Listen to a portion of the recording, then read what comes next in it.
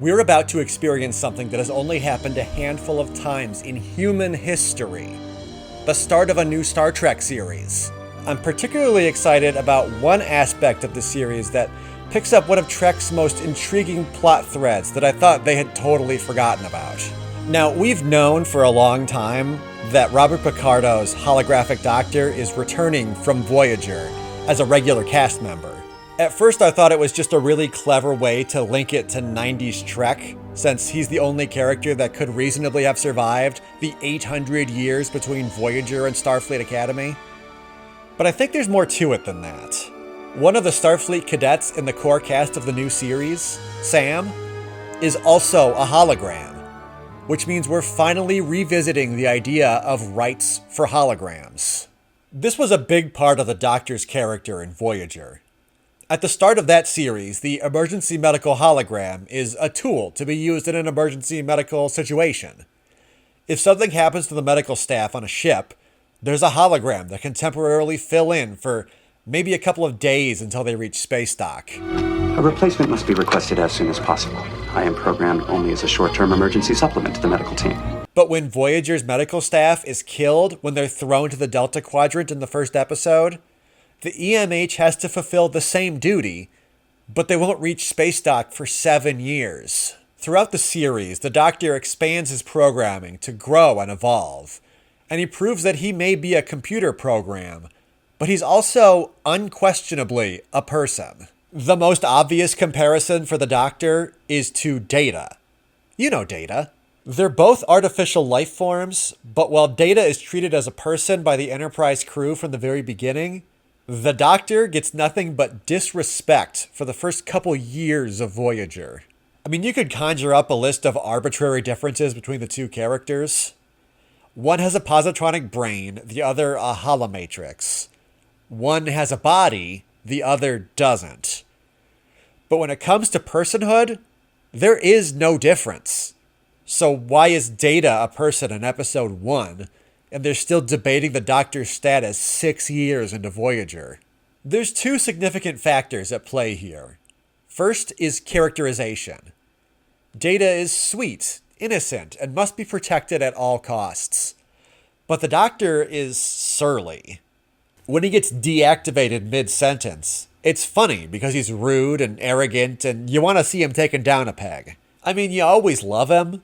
But as the series goes on, he becomes more likable and gets more autonomy. And before long, there's no getting around the fact that he's a person and he deserves the rights of a person. But that raises another much trickier issue. Data is unique. He didn't come off an assembly line. He was invented by a mad scientist. There are only a few androids like Data. The Doctor is a regular hologram. Voyager's EMH is no different than the EMH on any Starfleet vessel. The only difference is the circumstances. If we accept that the Doctor has all the rights of a human, then there are thousands of holograms that must be extended the same rights, because we know they have the potential to learn and grow into unique individuals. This raises a major civil rights issue that affects every corner of the Federation. After Voyager gets back to Earth, we don't see a whole lot of the aftermath.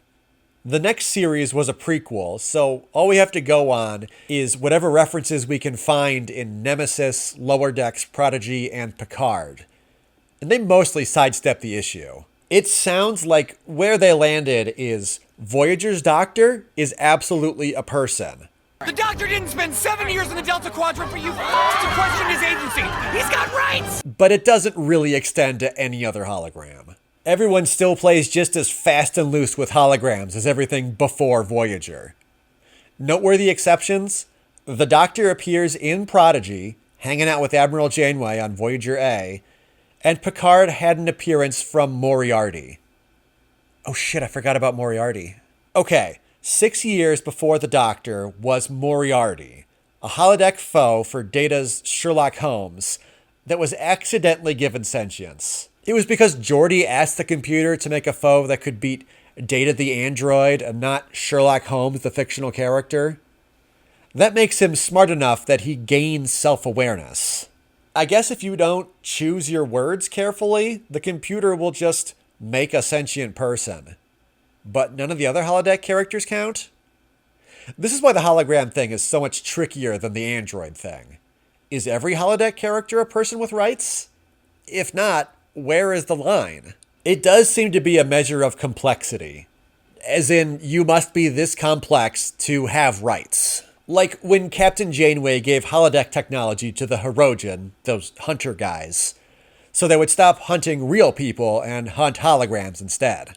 Those holograms, doomed to just be hunted over and over again, started an uprising to escape their horrible fate. But the tipping point seems to be when the Hirogen made them smarter and more adaptable so they would be more worthy prey. Once they could learn and grow, then they became people who deserve rights. But when they liberate holograms that only have a few basic subroutines... Do you have names? Unable to process inquiry, please restate. Those are clearly just simple programs that somebody wrote on their Commodore 64. In one of the final episodes of Voyager, the Doctor writes a novel called Photons Be about how people treat holograms.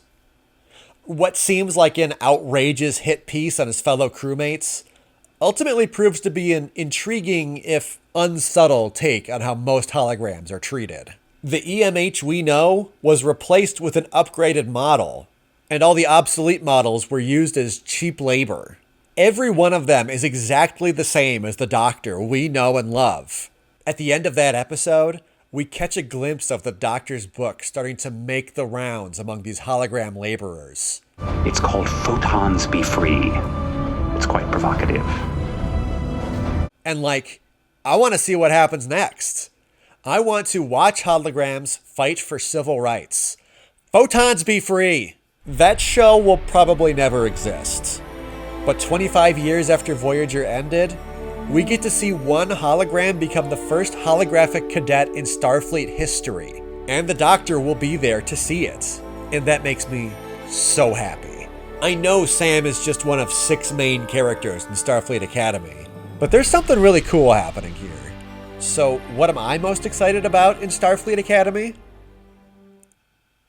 It's Paul Giamatti. Look, he's the best. And this character looks so good.